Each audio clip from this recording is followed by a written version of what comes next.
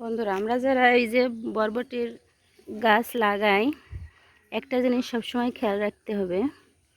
এভাবে এই যে জড়িয়ে যায়, পাক খেয়ে যায়, এগুলো সবসময় ছাড়াই দিতে হবে। তা না হলে এই যে ডুগাগুলো আস্তে আস্তে চিকন হয়ে যাবে আর বাড়বে না।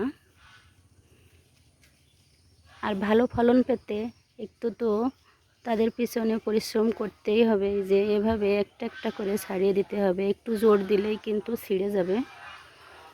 এদিকে খেয়াল রাখতে হবে। এখানে এক গোছ একসাথে দেখুন কিভাবে জড়িয়েছে। আর এভাবে ঠেলাঠেলি করে এরা বাড়বেও না, আস্তে আস্তে লতিগুলো চিকন হয়ে যাবে, ডোগাগুলো চিকন হয়ে যাবে। তাই সবসময় বরবটি লাগালে এই জিনিসটা খেয়াল রাখবেন।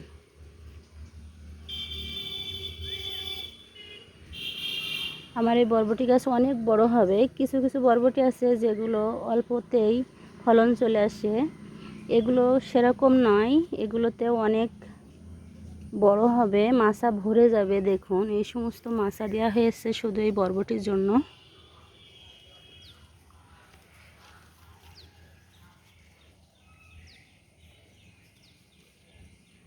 তাড়াহুড়ো করে করলে ছিঁড়ে যাবে।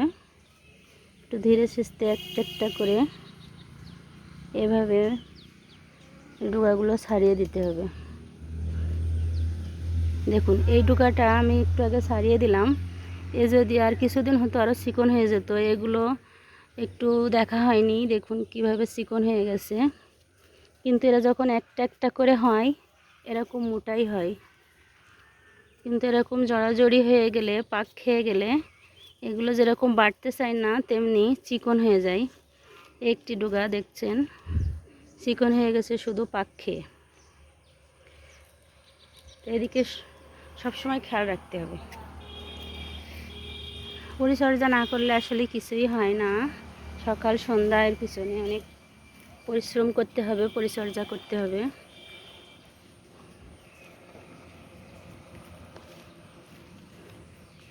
এই যে গোড়ায় একটা আগাছা হয়ে গেছে।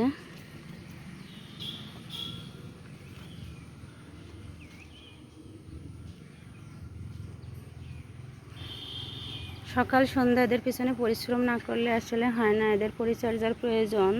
আপনার সন্তানের পিছনে যেমন পরিশ্রম করেন সকাল সন্ধ্যা, ওদেরকে স্কুলে গুছিয়ে না দিলে ওরা স্কুলে যেতে পারে না, ঠিক তেমনি আপনি যে গাছগুলো লাগাবেন তার পিছনে যদি পরিচর্যা না করেন গাছগুলো ভালো হবে না।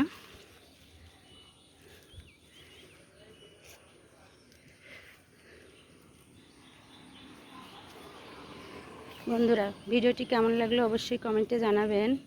এরকম নতুন নতুন ভিডিও পেতে আমার চ্যানেলটি অবশ্যই ফলো করবেন। আল্লাহ হাফেজ।